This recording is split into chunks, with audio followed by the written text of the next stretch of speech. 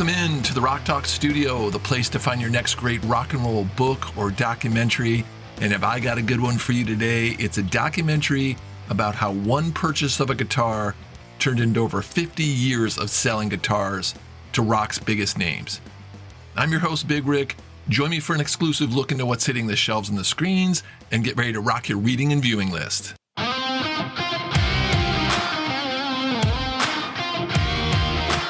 And today, the spotlight falls on the documentary Norm's Rare Guitars. And this doc has heart. So if you were already kind of thinking about maybe checking out because you might think this is only about rare guitars, hold on a second. Like I said, this documentary is full of heart, and that heart begins and ends with Norm Harris, the owner of Norm's Rare Guitars, the person this doc is based on. And the story of Norm is absolutely worth sticking around for.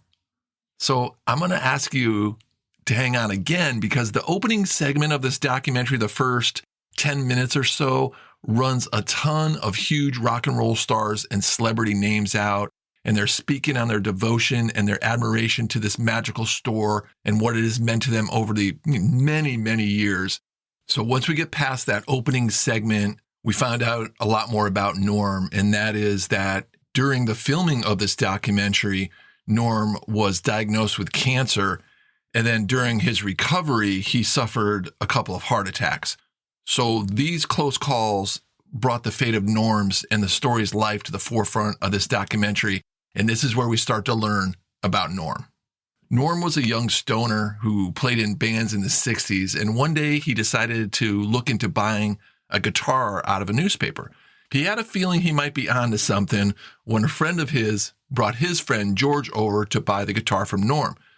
George's guitar was stolen and then recovered, and the person who found the stolen guitar just wanted a similar one in trade. Enter Norm, and with the word getting around about his dealing with vintage guitars, he became the go-to guy you called when a Beatle, George Harrison, needed to find a guitar. This early moment was one of a few that lit the fuse that gave Norm and his wife the motivation to open a guitar shop in the Valley right outside of Hollywood. And the history of the original guitar shop, which they eventually moved 2 times before settling on the current location, is told hand in hand with Norm's life story in this documentary. And Norm's life story is these rare guitar stores, so much so that it consumed him. His devotion to this place can never be questioned, and he became this really must-see go-to guy for rare guitars. The word got out, and this was the place you could walk in, sit down, and play a guitar that you just plucked off the wall. Norm and his staff knew a ton about these guitars and were more than willing to chat about it. And you never know, Tom Petty might be hanging out in there also. And even though you have all these huge rock stars, and there's a ton of them, and actors sharing great stories about Norm's rare guitars, the story always circles back to Norm. Everybody in this doc just can't say enough about the generosity of Norm and what this store means to them. It's a very touching story, especially as it progresses and Norm's health becomes an issue. And while the story is documenting this, you get an inside look at what his family and his friends are going through. You also get a deeper understanding of about how special this man is. And that is what makes this documentary a must-see. It's a very heartfelt story, one that is well executed, and one that looks at what Norm has done for others, not only starting a very successful homeless charity, the Midnight Mission, but also amplifying the careers of up-and-coming artists on a YouTube channel that his staff started that actually blew up and added another successful chapter to Norm's Rare Guitars. And here's what really works with the documentary. It pulls from a lot of different buckets. You've got the thoughts and feelings of the employees working at the store. You get major contributions from Norm's wife and his daughter about how all the years Norm spent focusing on the store affected the family. And then you get the celebrities, the stars like Kiefer Sutherland, who's been coming to the store for 35 years. Jeff Daniels contributes a lot, Slash, Lenny Kravitz, Tom Petty, Melisa Ethridge is in this, Mike Campbell, Richie Sambora.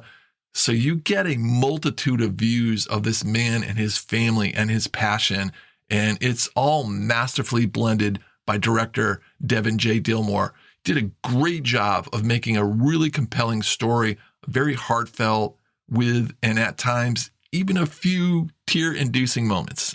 Norm built his hobby into more than a career. What he built is a sanctuary for musicians, a place where you can go and feel comfortable hanging out and playing guitar. He turned it into an institution, not only a place that will long be remembered, but a place where his legacy and spirit will never be forgotten. Norm's Rare Guitars, the documentary, is directed by Devin J. Dillmore, and it runs 1 hour and 38 minutes. I really enjoyed this, and I highly recommend it. And after watching the doc, I must say you are definitely left with one big question. So much so, it was even addressed in the doc. And that is, when Norm passes away, who is going to take over running the store? Because you just can't let a place like this go away. And after his wife and his daughter have already said they don't want to do it, who is going to take over this iconic guitar shop? Somebody has to. I have a few suggestions coming up after the break.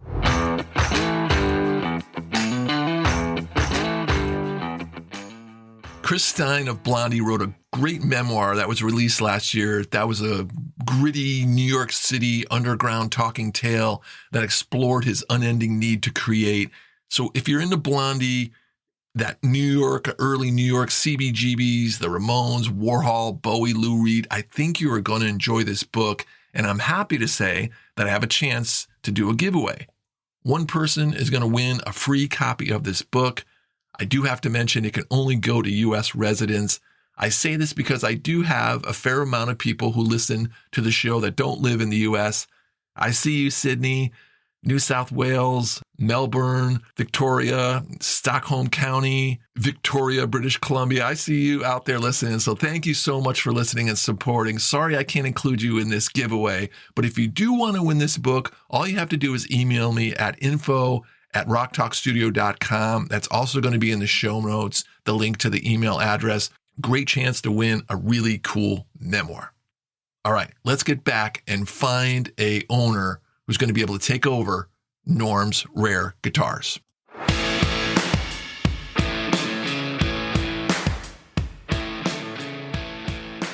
Norm Harris created an iconic place for people to go for guitars. It has to carry on. His energy and passion for this rare guitar shop cannot be replaced.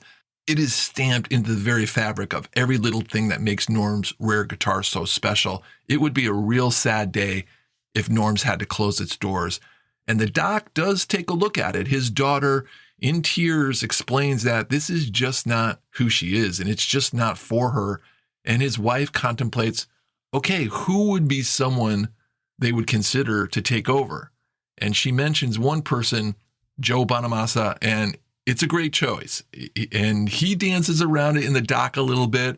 One thing for sure, Bonamassa loves guitars. He's a huge collector. He has a ton of knowledge. He even has a guitar museum in his house he affectionately calls Nerdville. I don't know if you've seen this. Norm's wife is right on here. He would be a great choice. But there are a few others to consider, and both of those guys are in the doc. One is Kiefer Sutherland. He mentioned he's been coming to Norm's Rare Guitars for 35 years. He gets how important this place is. Sutherland is a musician. He plays out live. He has run a record label. He is more than worthy, and I feel that he has the chops to also take over Norm's. And then there's one last person, and this person personifies the Hollywood guitar player, and he's in this documentary too, and that is Slash. He pops up a couple of times, and Slash knows guitars. Come on. He would make a great owner of the place. I actually think all three would, and maybe that's the answer. All three of them should buy it and take over. How cool would that be to walk in and you get to buy a guitar from Joe Bonamassa or Kiefer Sutherland, and then you have Slash ring you up at the counter.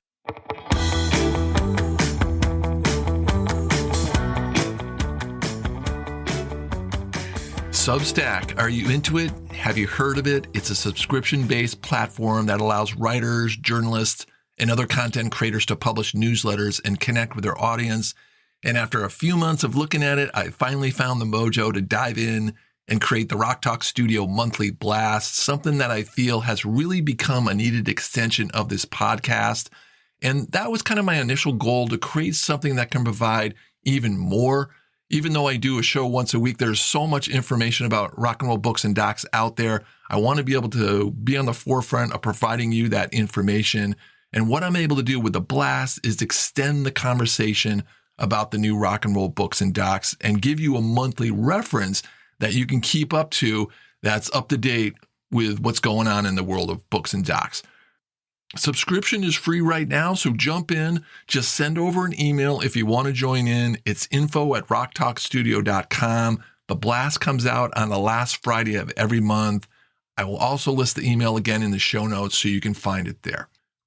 One more thing I want to mention about Substack and newsletters. Being on Substack, I've been able to find a lot of great creators, and I'm subscribing to a lot of different newsletters. And I want to tip you on one that is an excellent written newsletter, and it's by Kevin at On Repeat Records. On Repeat is described as sitting at the intersection of music discovery and community, helping people find a new favorite song or remembering a forgotten gem. I found a bunch of cool stuff on his recommendations that I've been into. This is a great newsletter. Check him out, Kevin at On Repeat Records. Okay, coming up next week, it's Nirvana, it's Pearl Jam, it's Soundgarden, it's Alice in Chains, it's Mother Love Bone, it's grunge. It's a new book about the 90s.